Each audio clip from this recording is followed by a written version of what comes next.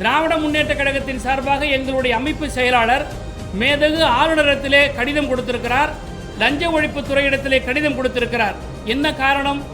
7ஆம் தேதி அமமுக கட்சியினுடைய சட்டமன்ற உறுப்பினரை நீங்கள் வலுக்கட்டாயமாக கடத்தி சென்றிருக்கிறீர்கள், அது ஒரு குற்றச்சாட்டு.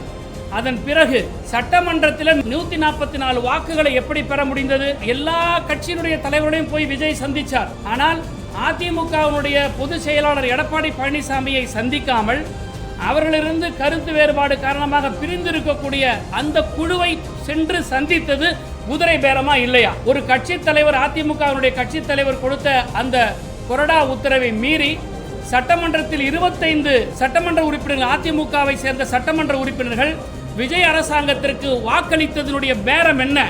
எதற்காக அவர்கள் வாக்களித்தார்கள்?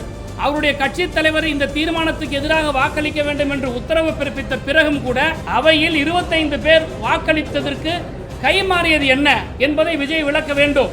யார் குதிரை பேர அரசியலை செய்து கொண்டிருக்கிறார்கள் என்பதை நாட்டு மக்கள் நன்றாக கவனித்துக் கொண்டிருக்கிறார்கள்.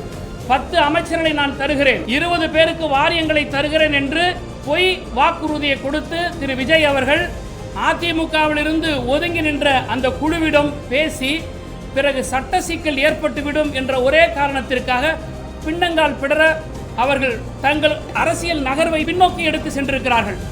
இதனுடைய விளைதான் இன்றைக்கு ஒரு சட்டமன்ற உறுப்பினராக இன்னைக்கு ராஜினாமா செய்து கொண்டு வருகிறார்கள்.